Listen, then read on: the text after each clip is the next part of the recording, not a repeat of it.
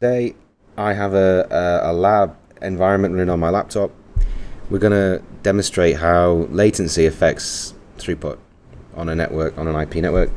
We're doing a lot of work with O3b, and that's a medium Earth orbit satellite. And I've just Googled the distances. We've got 8,000 kilometers for the O3b constellation. We've got 36,000 kilometers for a GEO satellite. And default route works with both of these satellite technologies.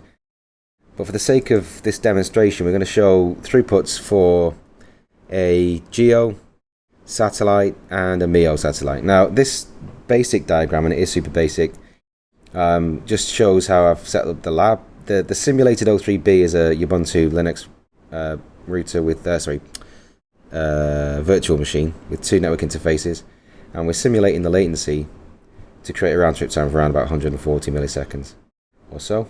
Let's say 150 tops. And the Earth station, where default route is in Greece, we have my Mac, and over in Iraq, where the remote O3b hub is, we have another Ubuntu Linux box. So that's the basic environment. Here's the Mac. Here's this actual Mac that we're running on here. This is the simulated WAN gateway, which is basically O3b. And then over here we have just another Ubuntu server running iPerf. That said, I now need to add the delay on here, so we're just using the built-in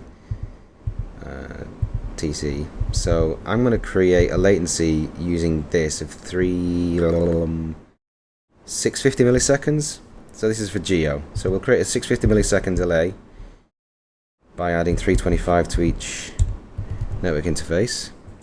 And then over here on my Mac, if I do a ping to the Ubuntu node, I should see 650. Alright, so there's the GEO delay. Just to show you that this is correct, I'll just close that. If I do an ifconfig on here, you'll see there is 192.168.2.1. Okay. So I'm pinging that from this laptop here. So that's the GEO delay. Right, now we'll run iPerf on the node. I'm requesting a 64 kilobyte window, but it's telling me 128 kilobyte is what I'm getting, so we'll have to be careful of that. The TCP window size we're not covering today. This is just latency. So throughput on that. I'm going to run iPerf against that remote node. You see that's now received. We'll let that run just to see the throughput. So this is a GEO. This is pushing as much TCP data as possible over the GEO.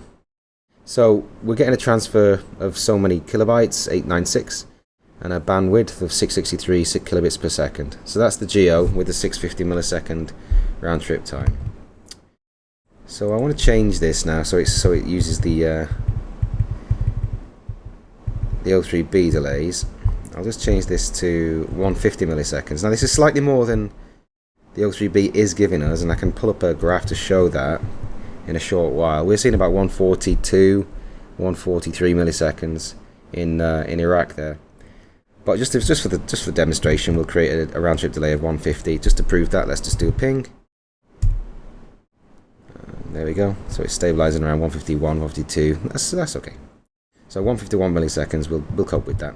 We'll run the same test now with iPerf against the remote node. Now remember, the first one was 663 kilobits per second. We've not changed anything except the delay, the latency. And now we're getting 3.25 megabits per second. So you can see distance is relative to throughput. And the O3b system is way closer to the Earth, so you can do more, you can transfer more data in a period of time than you can do over GEO.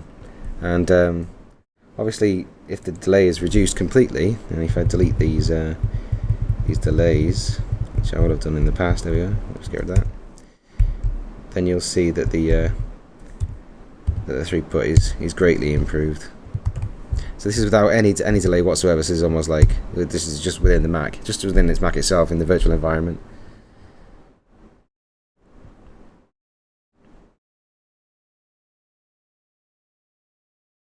So 850 megabits per second there, just within the Mac environment itself. So not going over any wires or anything like that, just within the virtual environment.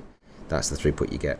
So going nowhere, fast, going a shorter distance, certainly faster than GEO. Thanks for your attention, and see you soon.